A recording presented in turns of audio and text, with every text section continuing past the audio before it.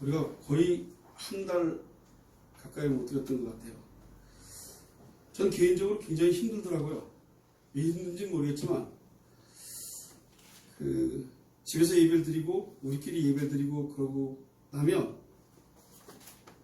그날을 어떻게 해야 되는지 막 사람이 그런 거 있지 않습니까? 안정이 안 되고 뭘 해야 될지 뭘 하고 있어야 될지를 잘 모르겠어요. 말은 안 했지만 굉장히 보통 말하자면 멘붕이라고 그러죠. 그리고 일주일 동안 지내면서도 뭘 했는지도 모르겠고 금방 했던 거 다 잊어버리고 일은 했긴 했는데 어느 집에 가서 뭔 일을 했는지 기억이 안 나고 그리고 하나님이 우리에게 예배를 드리기에 허락하지 않으면 정말 예배를 드리는 게 보통 일이 아니구나. 이게 우리 마음대로 드려지고 우리 마음대로 되어지는 게 아니구나. 그거 예전에 학교 다닐 때 공부하면서 교수님한테 들은 기억이 있어서 너희들이 예배를 드려도 그 예배가 진정한 예배가 될 수 있는 것은 하나님의 선택이라고 들었지만 그거 진정하게 못 드리더라도 그냥 우리의 욕심이 와서 가만히 앉아서 예배를 드리더라도 우리 생각은 딴 데가 있고 매일 종교 행사처럼 드렸다 하더라도 그렇더라도 그 예배가 인간이 할 수 있어서 하는 일이 아니구나 하는 걸 뼈저리게 느꼈습니다. 그리고 이번 주는 못하게 하더라도 해야지 하는 마음을 그런 마음이 시청에다 전화도 한번 하고 그럴 생각을 했다가 그냥 마스크 쓰고 하면 되지 하는 생각을 했습니다.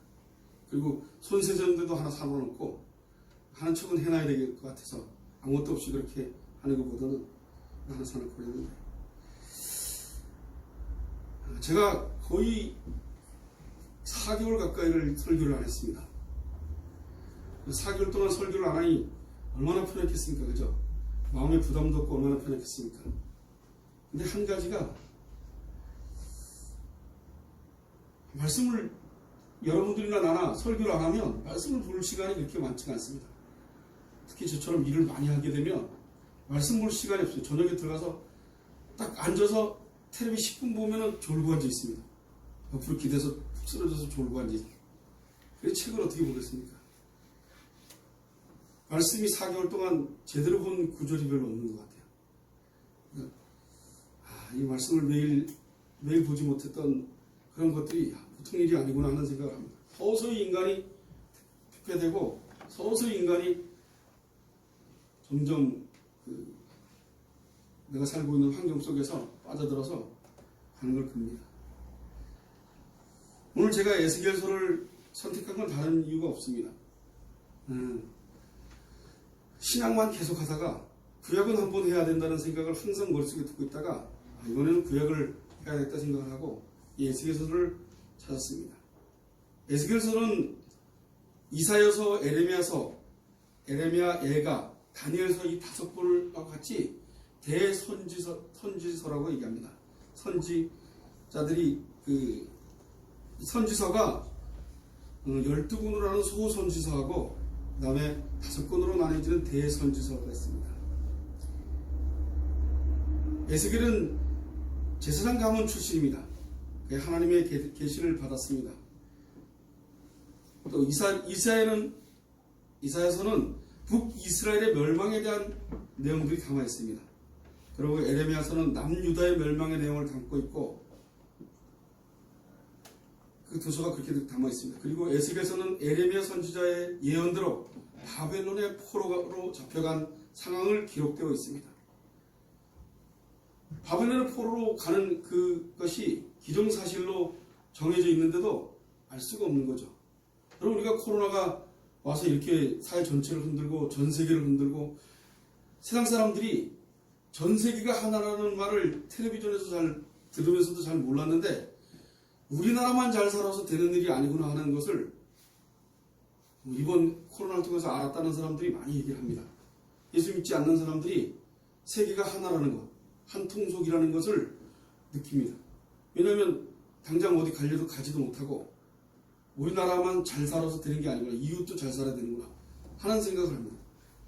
여러 가지 좋은 면도 있죠. 그런 넓은 생각들이 들어오고 나만 잘 살아서 되지 않고 이웃이 같이 잘 살아야 되고 그런 생각들은 기독교가 갖고 있는 생각인데 그 생각을 조금씩 그들이 합니다. 에스겔이라는 이름의 뜻은 하자크라는 뜻입니다. 하자크. 그 하자크라는 거하고 엘이라는 두 자가 복합명사로 쓰여집니다. 그래서 하자크는 강하게 하다, 엘은 하나님. 그래서 둘이 합해지면 하나님이 강하게 하신다라는 뜻입니다. 에스겔 부모가 이름을 지었지만 이 이름은 에스겔 선지자의 사역의 의미가 들어있습니다. 그 당시에 이스라엘은 약해질 대로 약해져 있었습니다. 다음에 포로가 돼서 끌려가는데 힘이 어디 있겠습니까? 힘이 하나도 없죠. 그런데 에스겔의 부모들은 에스겔을 하나님이 강하게 하신다는 소원을 가지고 그리고 그 이름을 지었습니다. 그 부모들이 얼마나 힘들었겠습니까? 바벨론의 포로로 잡혀가 있는 그 상황이 우리는 피부로 느낄 수가 없겠죠. 일제시대 때가 얼마나 힘들었겠냐, 독립군들이 하는 게 얼마나 힘들었겠냐, 그건 우리가 다를 수가 없습니다. 그리고 인간이 죄를 짓고 하나님께 또 바벨론의 포로로 가는 이 상황을 우리가 전혀 느끼지 못한다는 거죠. 그 상황이 느껴진다면 저와 여러분은 정신이 버뜩 들 겁니다. 하나님이 이 땅에서 살고 있는 하나님의 언약대로 살지 않는 우리를 징계하시는 징계의 모습을 보면 가슴이 철렁 내려앉겠죠. 그리고 포로로 끌려가는 그 상황을 누가 가고 싶겠습니까? 여러분들 포로로 끌려가서 노예처럼 사는 것을 즐겨할 사람이 누가 있겠습니까? 근데 오늘 에스겔 부모들과 에스겔 그 당시의 사람들은 바벨론의 포로로 잡혀갑니다. 그러나 에스겔이라는 이름의 뜻과 정반대로 아주 약한 처지에 처해 있는 이스라엘입니다. 그런 가운데 하나님이 강하심을 드러낸다는 뜻으로 에스겔 이름을 줬습니다. 분명히 하나님께서는 에스겔을 통해서 또 이스라엘 백성들이 바벨론의 포로로 끌려가면서 그들이 겪는 그 고난은 분명히 하나님의 계획이 있으실 겁니다. 그 계획은 우리가 인간이 알아낼 수가 없겠죠. 그 당시의 사람들은. 그러나 우리 성경을 보면 그 바벨론의 사로로 잡혀갔던 그들은 신명기 28장 36절 37에 이렇게 나와 있습니다. 여호와께서 너와 내가 세울 내 임금을 너와 내 조상들이 알지 못하던 나라로 끌어가리니 내가 거기서 목석으로 만든 다른 신들을 섬길 것이며 여호와께서 너를 끌어가시는 모든 민족 중에서 내가 놀람과 속담과 비방거리로 될 것이라. 그리고 47절에 또 이렇게 써 있습니다. 내가 모든 것이 풍족하여도 기쁨과 즐거움으로 내 하나님 여호와를 섬기지 아니함을 인하여. 이스라엘 백성들이 하나님의 백성으로서의 자격을 상실하는 부분을 지금 말하고 있습니다. 그렇기 때문에 이렇게 끌려갈 수밖에 없는 거죠. 그들은 하나님의 백성으로 살다가 그 풍족한 곳에서 하나님의 안에 있다가 전혀 하나님과는 완전히 동떨어진 곳으로 바벨론으로 끌려갑니다. 목석을 섬기고 우상을 섬기는 그곳으로 끌려가서 그들의 지배를 받게 되는 거죠. 왜 하나님이 이런 고통을 이스라엘 백성들에게 주겠습니까? 그 이유는 언약을 이행하시기 위해서입니다. 그분은 이스라엘 백성들을 약속했던 그 약속의 언약을 지키시는 것입니다. 만약에 언약의 백성이 아니었다면 그들은 끌려갈지 안 끌려갈지 관계없이 그냥 편하게 살고 있겠죠. 이렇게 살고 저렇게 살고 그냥 뭐 하나님께 아무리 죄를 짓고 이들이 구약 성경의 요소에서 이스라엘 백성들을 보면 외래 이방인을 섬기는 사람들보다 더 못할 정도로 하나님과 멀어져 있었습니다. 그렇게 죄를 짓고 삶을 살았습니다. 그런데 아무도 그 감각이 그게 죄라는 생각을 못하고 회개하는 사람들이 없었기 때문에 하나님께서 이들을 언약 백성이기 때문에 이들을 고난에 집어넣어서 다시 언약 백성을 삼으시기 위해서 하신 일이죠.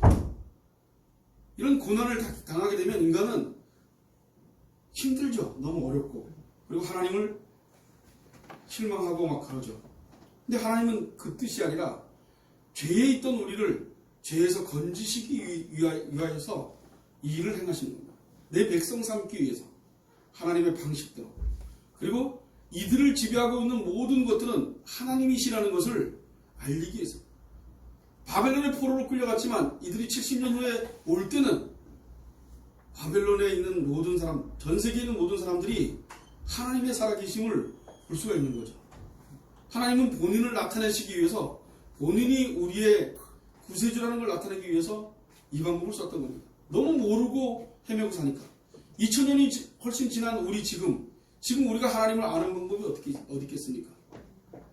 이스라엘 백성처럼 그렇게 삶도 살지도 않고. 그런데 대한민국에 있는 우리가 하나님을 안다는 것은 하나님이 살아계심을 드러내 보이시기 때문에 아는 겁니다. 이스라엘 백성들은 북이스라엘은 아수르에게 망하고 남유다는 바벨론에게 멸망하는 그 일은 하나님의 언약을 배반했기 때문입니다. 그래서 다시 부르시고자 하는 언약의 방법이십니다. 바벨론의 포로로 잡혀간 사건을 통해서 자신들이 당하고 고통이 이 언약의 저주임을 알게 하고, 그리고 그를 통해서 회개하게 하기 위해서 그 주님께서 돌아오게 하시는 것입니다. 그러면 바벨론의 포로로 잡혀간 것이 그들에게는 소망일 수 있습니다. 아니, 소망입니다. 여러분, 바벨론 포로로 한 70년 동안은 한 세대가 다 죽어나가고 새로운 세대가 태어나지 않습니까? 그런 과정을 통해서 새로운 하나님의 백성들을 다시 귀환시켜서 지금까지 끌고 오신 겁니다. 우리가 잘해서 하나님을 믿는 것이 아니라 하나님이 그런 방식으로 계속 우리들을 계속 그런 방식으로 여기까지 끌고 오신 거죠. 한 사람이 개인의 신앙을 통해서 보면 여러분, 이런 방식이 계속 돕니다. 고난과 좌절과 그리고 다시 하나님의 은혜와 그 은혜를 통해서 또 환희가, 그리고 또 다시 그것이 평범해지다가 다시 또 고난이 오고. 그럼 고난은 계속 옵니다. 예수 믿는 사람들은 고난이 오는 것을 달게 받아야 되는 거죠. 달게. 그 고난을 버팅기고 어떻게든지 벗어나려고 그러는 것이 아니라 해치고 나가야 되는 겁니다. 왜냐? 우리가 해치고 나가지 않기 때문입니다. 그건 우리가 해칠 수 있는 일이 아닌데 하나님께서 해치고 나가게끔 세월을 살게 하십니다. 그럼 제가 몇 번 얘기를 했지만, 제가 춘천에 처음에 왔을 때 나이 40이었습니다. 지금 58입니다. 18년 됐습니다. 18년 동안 살아온 걸 가만히 보면 그러면 어떻게 산지 모르겠습니다. 정말 힘들게 살 때도 있었고, 정말 돈이 하나도 없어서 바짝 말라서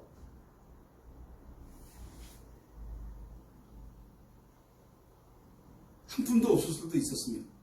근데 그렇게 살고 지금까지 왔는데, 지금 그것을 뒤돌아보면 아무 일도 아닌 것을 힘들게 살았다 하는 생각을 합니다. 그리고 앞에 뭔 일이 생기면 또 그게 그 짐이 저를 누르겠죠. 제가 어저께 잠이 그렇게 안 오더라고요. 잠깐 자고 불이 환하게 켜지고 다 있어서 왔다 갔다 하고 그런 소리에 깨서 밤새도록 잠을 못 잤습니다. 거의 5시 반에 다시 잠이 들었는데 오만 가지 생각이 다 들더라고요. 별놈의 생각이 다. 별놈의 생각이. 왠지 압니까? 인간이 나약해지고 힘이 무력해지기 시작하니까 내 힘으로 뭔가 할 수 있다고 생각하고 삶을 살았을 때는 그런 고민을 안 해봤는데, 이제 내가 자신이 없다는 생각을 하기 시작하니까 오만 가지 생각을 다 하고 앉아 있더라고요. 밤새 잠이 안 와서 잠을 못 잤습니다. 나는 자고 싶은데 잘 수가 없었습니다. 눈이 말똥말똥하고. 그래서 텔레비전을 켜놓고, 우리 처가 잠 못 자더라도 텔레비전을 켜놓고 그걸 통해서 좀 자보려고 잠깐 졸았다가 또 다시 깨서 멀쩡하고, 그리고 또 생각하고.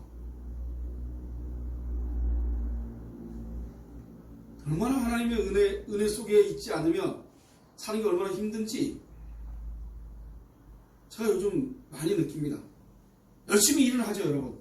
일은 굉장히 열심히 합니다. 일이 생기면 일을 열심히 합니다. 왠지 압니까? 돈이 벌립니다. 이 일이 끝나면 돈이 몇 푼이 벌립니다. 여러분, 돈 안 주고 매번 이렇게 일 시키면 아무도 안 할 겁니다. 돈이 껴있기 때문에 일을 열심히 하는 거죠. 그 돈을 벌기 위해서 일자리가 하나 생기면 얼마나 열심히 하는지 모릅니다. 조용히. 여러분 지금 일 하나도 없습니다. 에어컨 쪽이 일이 다 죽었어요. 새거 다는 사람들이 하루에 한 대 정도는, 작년 같으면 새거 다는 사람들이 뭐 5건이 밀렸다, 뭐 보름치가 뭐 20일치가 밀렸니 이랬는데 지금 하루에 한두 대밖에 못 합니다. 그래서 일을 시작 못 합니다 지금. 그러니 저희같이 에어컨을 설치하는 사람들은 그 삼성이나 LG에서 일이 넘쳐서 이전 설치하는 것은 우리한테 다가올 수밖에 없거든요. 그들이 보름씩 걸리다니까 소비자가 우리한테 연락해서 우리 보고 설치해달라고 그런단 말입니다. 그런데 삼성전자에다 전화하면 타깍타깍 해주는데 우리한테까지 오겠습니까? 일이 전량 없는 거죠. 에어컨 설치가 한 달 내내 4개인가 5개밖에 못했습니다. 작년 같으면은 거의 60대 정도를 닫았던 것 같아요. 작년에. 하루에 2-3건 정도, 3건을 계속 닫았던 것 같아요. 이런 상황이 닥치면서 다들 굉장히 힘들어합니다. 근데 저만 일하고 돌아다니거든요. 에어컨 하는 사람은 에어컨밖에 안 하지 않습니까? 근데 전 전기도 하고 미당도 조금 해달라는 거 해주고 완전 바쁩니다. 차에다가 이거 실었다 저거 실었다가. 그러니까 나만 굉장히 바쁜데 돈은 안 되죠. 조그만 일인데 그 돈을 얼마나 받습니까? 하루 일당 30만 원을 받습니까? 어떻게 받습니까? 그냥 조금 가서 해주면 돈 2-3만 원 받고 가서 해줍니다. 다들 싫어를 합니다. 쓰러진다고. 하지 말라고. 바쁘게, 하루를 굉장히 바쁘게 갑니다. 그렇게 바쁘게 가니 다른 생각을 안 하고 있는 거죠. 여러분들보다 제가 다른 생각을 덜 하는 이유는 일을 바쁘게 해서. 제가 혼자 가만히 앉아있는 사람들을 생각하면 굉장히 힘들겠다 생각을 합니다. 우리는 생각이 들어와서 사람을 죽입니다. 바벨론 포로로 끌려갔던 이들은 얼마나 생각이 많았겠습니까? 그리고 얼마나 힘들었겠습니까? 하나님이 계획하시고 그들을 하나님 품으로 이끄시려고 한다 치더라도 그 고통은 인간이 벗어날 수 없는 고통입니다. 여러분 오늘 이 에스겔서를 보면서 저와 여러분은 그 고통을 고통으로 느끼지 않게 해달라고 하나님께 기도하셔야 됩니다. 우리는 그게 고통이 돼서는 안 됩니다. 힘들겠지만 여러분들의 힘으로 할 수 없고 저의 힘으로 할 수 없지만 너의 그 어려운 어떤 일들이 고통으로 다가가서는 안 됩니다. 나에게 주는 그 고통이 있다면 예수를 제대로 못 믿고 제대로 따라가지 못하는 나의 잘못에 대해 있다는 회개가 저와 여러분에게 생각에 사로잡혀서 물밑을 나오길 간절히 소원합니다.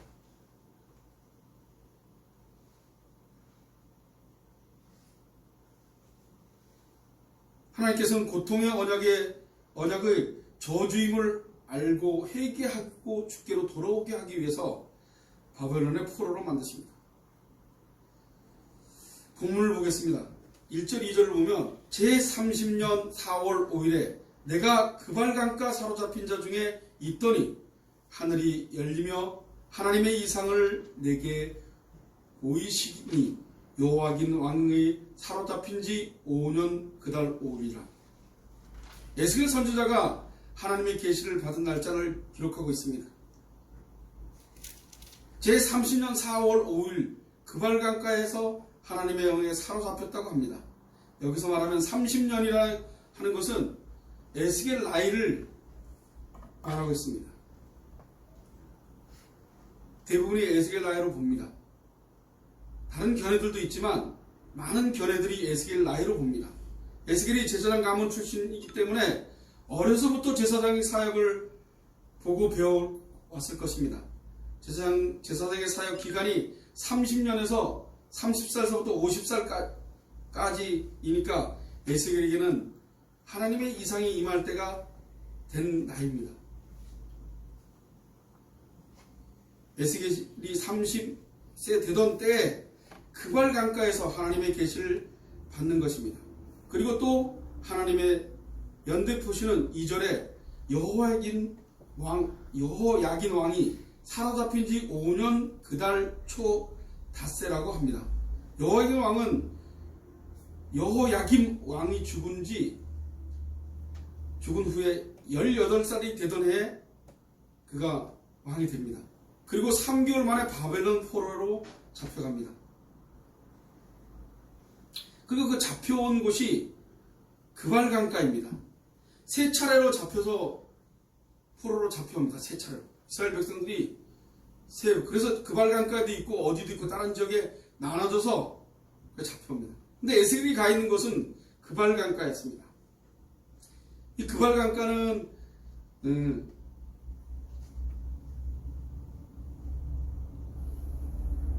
그 그발강가에 앉아서 고국을 그리워하면서 기도하기 위해 그발강가에 모여 있었습니다. 시편 137편에 이렇게 나와 있습니다. 우리가 바벨론의 여러 강변 거기 앉아서 시온을 기억하며 울었도다. 그 중에 버드나무에 우리가 우리의 수금을 걸었나니 이는 우리를 사로잡은 자가 거기서 우리에게 노래를 청하며 우리를 황폐케 한 자가 기쁨을 청하고 자기들을 위하여 시온 노래 중 하나를 노래하라 함이로다. 우리가 이방에 있어서 어찌 여호와의 노래를 부를꼬. 예루살렘아 내가 너를 잊을진대 내 오른손이 그 재주를 잊을지로다. 내가 예루살렘을 기억하지 아니하거나 내가 너를 나의 제일 즐거워하는 것보다 지나치게 아니할진대 내 혀가 내 입의 천장에 붙을지로다. 여호와여 예루살렘이 해봤던 나를 기억하시고 에돔 자손을 치소서. 저희 말이 해파라 해파라 그 기초까지 해파라 하였나이다. 여자 같은 멸망할 바벨론아 내가 우리에게 행한 대로 내게 갚는 자가 유복하리로다. 내 어린 것들 반석에 메어치는 자는 유복하리로다. 이 말씀의 기초에서 보면 그들이 범죄하여 이렇게 포로로 잡혀와 있지만 그들은 예루살렘을 향하여 그리워하고 울고 있는 모습을 보게 됩니다. 그들은 그발강가에 모여서 예루살렘을 그리워하며 기도했습니다. 여러분, 우리가 평상시에는 기도 안 하다가 너무 힘들면 지금 같은 내 마음이 기도가 나오기 시작합니다. 감사합니다. 지금 이 순간이 저에게 기도할 수 있는 시간이요 기도하는 하나님의 마음입니다. 예루살렘을 그리워하며 기도하는 그들. 그런데 그때 하늘이 열립니다. 오늘 본문 1절에 다시 보면 제30년 4월 5일에 내가 그발강가 사로잡힌 자 중에 있더니 하늘이 열리며 하나님의 이상을 내게 보이시니 에스겔에게 보이시는 겁니다. 구약에는 하늘이 열린다는 표현은 딱 여기 이 구절밖에 없습니다. 포로로 잡혀와서 낙심 중에 있을 때 하늘이 열린 것입니다. 이를 통해서 이스라엘 백성들은 여호와 하나님의 통치를 이스라엘에게만 국한된 것이 아니라는 걸 알게 됩니다. 온 세계를 다스리시고 계심을 보게 됩니다.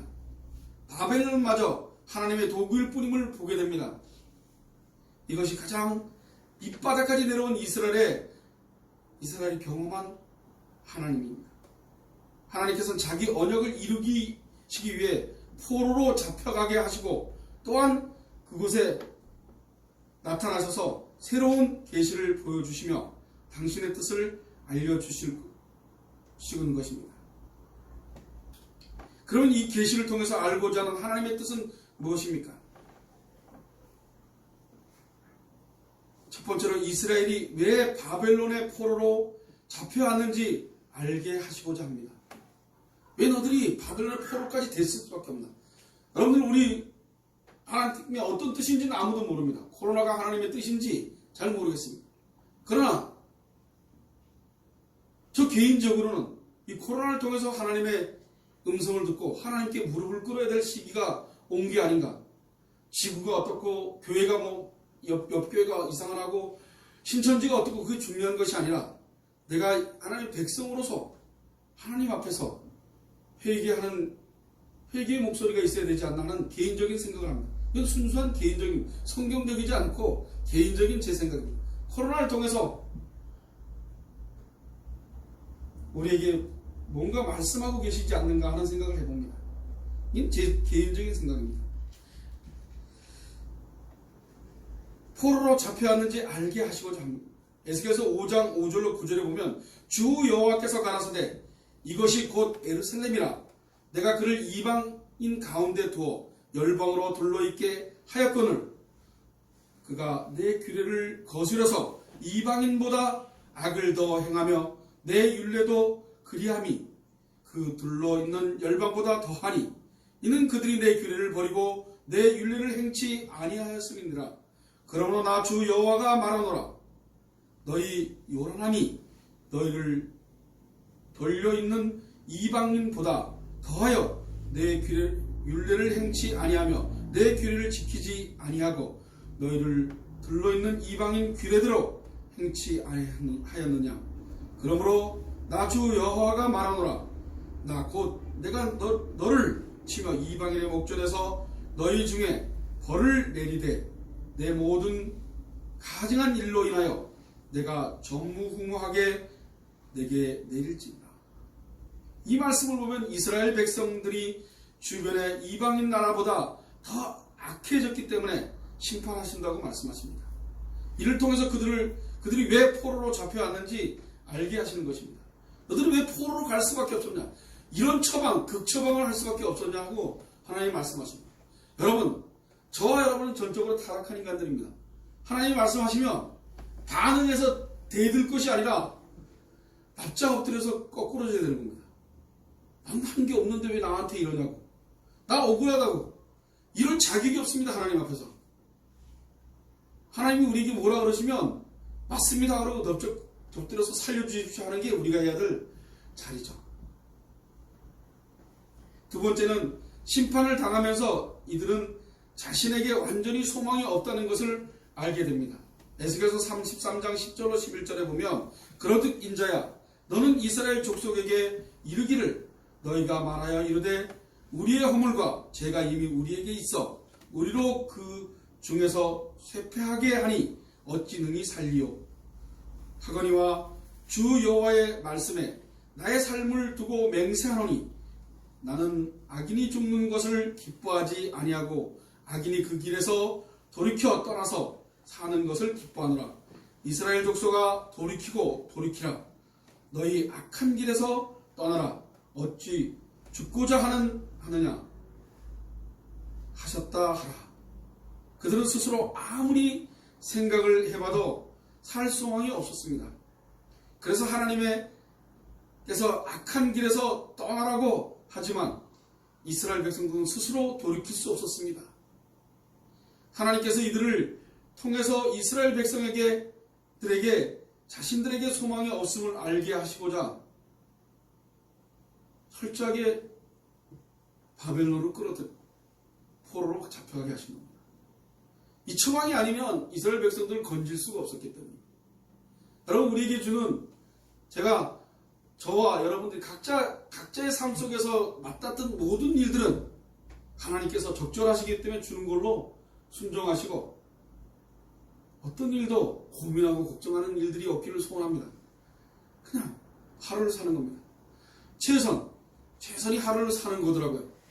이틀도 사는 거고 돈 빚진 거 언제 갚지? 갚을만 하면은 다른 게 생겨서 빚이 늘고 또 빚이 줄만 하면 또 생겨서 늘고 그걸 언제 갚지 뭐 갚지 밤새 고민하면 잠만 못 자고 나만 망가지더라고요.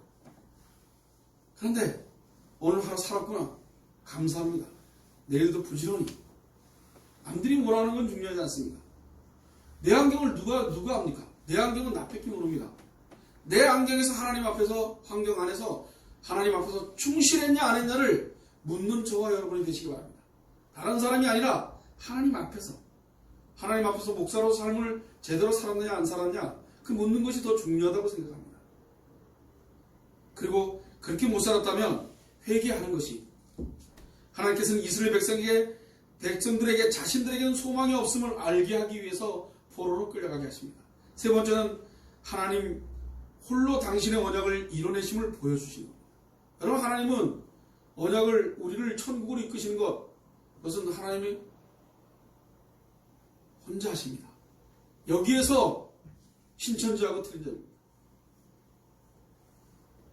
여러분, 예한교회 성도들은 내가 노력해서 내가 주일날 예배를 잘 드리고 수요일날 한 번도 안 받고 11조 내고 뭘 해서 하나님 나라에 간다는 그런 생각을 아예 하지 마십시오. 그건 당연히 하는 거지만 하나님 나라는 내가 갈 수 있는 곳이 아닙니다. 그분의 은혜로, 그 은혜가 우리가 죽는 날 그날 하나님 데려가는 그 일이, 죽고 난 다음에 그곳에 가면 내가 아무것도 안 했는데 어떤 이런 복을 받을 수 있을까? 로또 맞은 것보다 더하게 엄청난 큰일이 이루어질 텐데 우리 그것이 감이 안 와서 지금 이렇게 살고 있는 겁니다. 그게 감이 오고 로또 맞은 것처럼 즐거우면 여러분 딴 데 가서 딴짓 하라 해도 안 할 겁니다. 근데 하나님은 절대로 먼저 보여주시고 그것을 주시지 않습니다. 사단은 너들 그렇게 고생하는데 내가 이거 줄게 이쪽으로 따라와, 그렇게 얘기하지만 하나님은 아무 말씀 안 하시고 이미 예비되어 있는 곳을 우리를 이끌어 가십니다. 그리고 우리가 이곳에서 고생을 해서 우리가 쓰러지고 망가지면 다시 하나님께서 끌고 가셔서 진흙탕에다 넣어서 내가 있다는 것을 보이시기 위해서 끊임없이 그분은 우리를 치십니다. 그리고 결국은 우리가 그분이 계심을 인정하고 그분께 감사하며 그곳에서 수렁에서 나올 수 있습니다. 우리의 노력이 아니죠. 그분의 노력으로 우리를 이끌어 가십니다. 그게 하나님을 믿는 우리들이 복입니다. 복. 하나님이 우리를 이끄시는 게 복입니다. 이끄시지 않으면 우리는 금방 딴짓을 할 것입니다. 에스겔서 37장 11절에 이렇게 나왔습니다. 또 내가 이르시되 인자야 이 뼈들은 이스라엘 온 족속이라. 그들이 이르기를 우리의 뼈들이 말랐고 우리의 소망이 없어졌으니 우리는 다 멸절되었다 하느니라. 이 말씀은 에스겔에게 마른 뼈가 살아나는 환상을 보여주시고 하나님께서 하신 말씀입니다. 그럼 포로들에게 돌아오는 길은 무덤에서 살아나는 것을 그런 형식으로 지금 보여주고 계십니다. 지금 에스겔에게 이 현상을 30장 11절에 이렇게 보여준 것입니다. 다 말라 비틀어졌다고 살아날 수가 없고 이미 다 소망이 없어졌으니 우리는 다 멸절되었다 하느니라. 그게 우리 입에서 나오는 겁니다.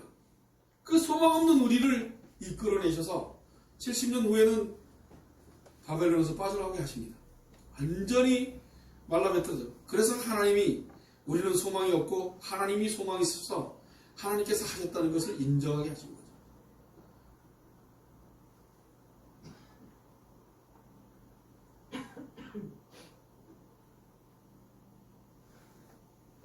하나님 철저하게 이 일을 하신 목적은 하나님께서 자신의 이름을 위하여 그렇게 하신 겁니다.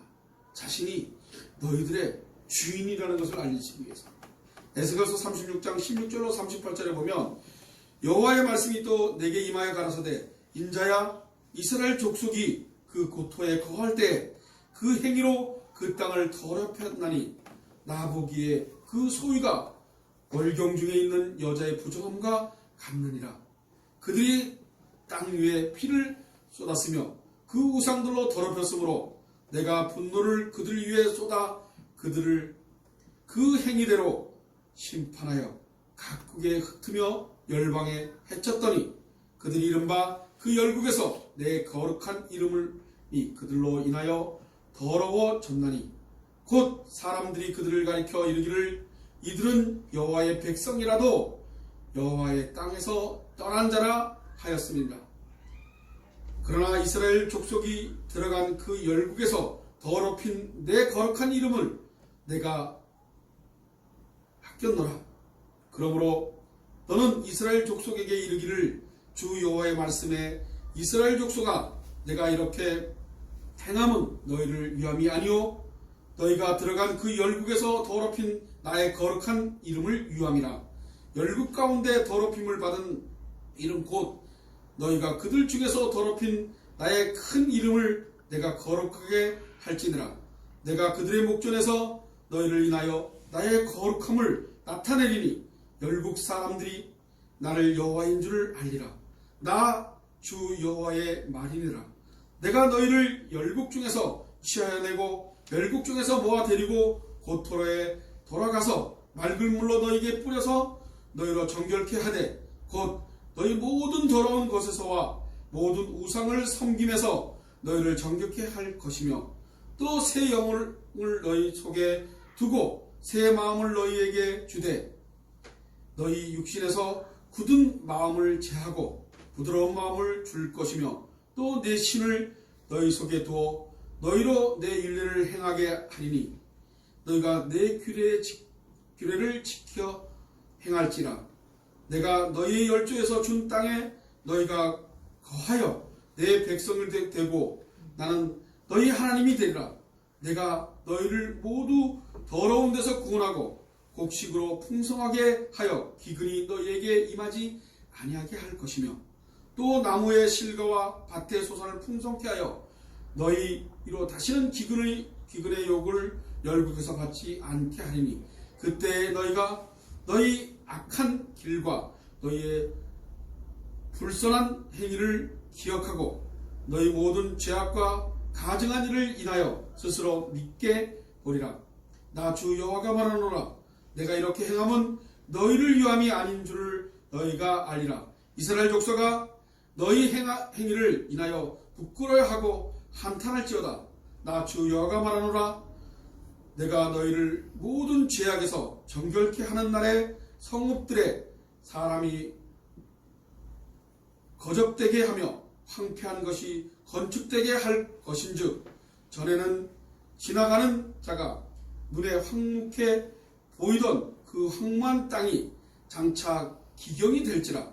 사람들이 이르기를 이 땅이 황무하더니 이제는 에덴 동산같이 되었고 황량하고 적막하고 무너진 성읍들이 성벽과 거민이 있다 하리니 너희 사면에 남은 이방 사람이 나 여호와가 무너진 곳을 건축하며 황무한 자리에 심은 줄을 알리라. 나 여호와가 말하야 되리라. 이러므로 나 주 여호와가 말하노라. 그래도 이스라엘 족속이 이와 같이 자기에게 이루어 주기를 내가 구하여 할지라. 내가 그들의 인수로 양떼같이 많아지게 하되 제사드릴 양떼 곧 예루살렘 정한 절기 양떼같이 황무한 성읍에 사람을 때로 채우리라. 그래한즉 그들이 나를 여호와인 줄 알리라 하셨느니라. 이스라엘 백성들은 하나님이 이름을 더럽힌 일밖에 한 것이 없습니다. 아무것도 한 것이 없습니다.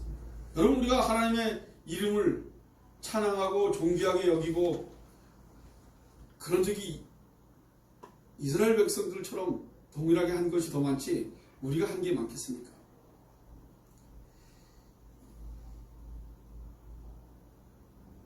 약속의 땅에서 하나님의 이름을 더럽혔고 그리하여 열방의 포로로 잡혀가게 되므로 여호와 이름을 더럽힌 자들이 되었습니다. 그럼에도 불구하고 하나님께서는 이들을 돌이키시는 이유는 하나님 자신의 이름을 아꼈기 때문입니다. 그러므로 이스라엘의 포로에서 돌아오는 것은 그들의 유함이 아니라 하나님 자신의 이름을 위하여 돌아오게 하는 것입니다. 그렇게 돌아오게 하시는 일은 그들을 씻기고 깨끗하게 하여서 새 영을 부어주심으로 돌아오게 하시겠다고 하십니다. 그러면서 새로운 예루살렘과 성전의 환상을 보게 하였습니다. 이러한 약속대로 바벨론 포로에 70년 만에 돌아오지만 제대로 나라를 형성하지 못했습니다. 성전은 겨우 재건했지만 나라의 꼴은 제대로 세워지지 않았습니다. 그러면서 그들은 계속해서 메시아를 기다렸습니다.